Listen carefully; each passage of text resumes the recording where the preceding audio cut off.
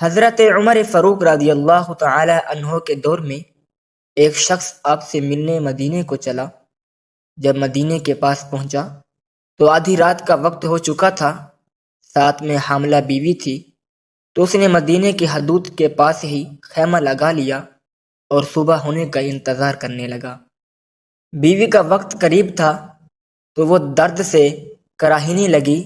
حضرت عمر فاروق رضی اللہ تعالی عنہ اپنے روز کی گشت پر تھے اور ساتھ میں ایک غلام تھا۔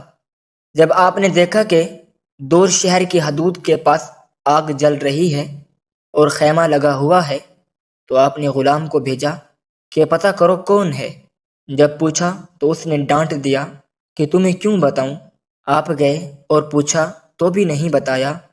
آپ نے کہا کہ اندر سے کراہنے کی آواز آتی ہے، کوئی درد سے چیخ رہا ہے، بتاؤ بات کیا ہے۔ تو اس شخص نے بتایا کہ میں امیر المؤمنین حضرت عمر فاروق رضی اللہ تعالی عنہ سے ملنے مدینے آیا ہوں۔ میں غریب ہوں، رات زیادہ ہے تو خیمہ لگا لیا ہے اور صبح ہونے کا انتظار کر رہا ہوں۔ بیوی امید سے ہے اور وقت قریب آ پہنچا ہے، تو آپ جلدی سے پلٹ کر جانے لگے کہ ٹھہرو میں آتا ہوں۔ آپ اپنے گھر گئے اور فوراً اپنی زوجہ سے مخاطب ہوئے، کہا کہ اگر تمہیں بہت بڑا اجر مل رہا ہو تو لے لو گی۔ زوجہ نے کہا کیوں نہیں؟ تو آپ نے کہا چلو، دوست کی بیوی حاملہ ہے، وقت قریب ہے، چلو اور جو سامان پکڑنا ہے ساتھ پکڑ لو۔ آپ کی بیوی نے گھی اور دانے پکڑ لیے اور آپ کو لکڑیاں پکڑنے کا کہا۔ آپ نے لکڑیاں اپنے اوپر لاد لیں۔ سبحان اللہ، یہ کہ کونسلر، ناظم، ایم پی اے یا ایم این اے نہیں، یہ اس کا ذکر ہو رہا ہے دوستو جو کہ 22 لاکھ مربع میل کا بادشاہ ہے، جس کے قوانین آج بھی چلتے ہیں، جو عمر فاروق کا اعظم ہیں۔ جب وہ لوگ وہاں پہنچے تو فوراً کام میں لگ گئے۔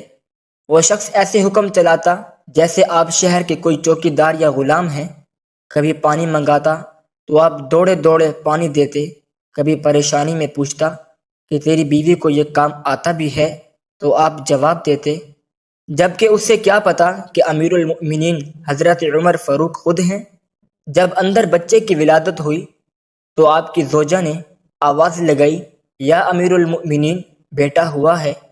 تو یا امیر المؤمنین کی صدا سن کر اس شخص کی تو جیسے پاؤں تلے زمین نکل گئی اور بے اختیار پوچھنے لگا کہ آپ ہی عمر فاروق امیر المؤمنین ہیں؟ آپ عمر ہیں، وہی جس کے نام سے کیسر و کسریٰ کانپے؟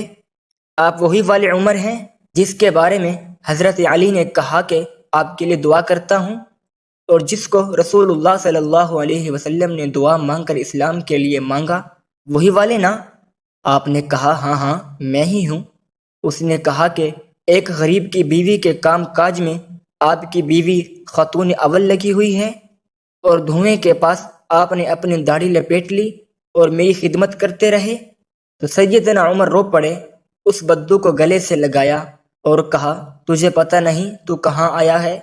یہ مدینہ ہے، میرے آقا کا مدینہ، یہاں امیروں کے نہیں غریبوں کے استقبال ہوتے ہیں، غریبوں کو عزت ملتی ہے، مزدور اور یتیم بھی سر اٹھا کر چلتے ہیں۔